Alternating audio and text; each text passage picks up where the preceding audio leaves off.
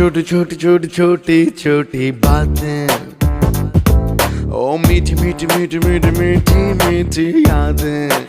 Oh yeah.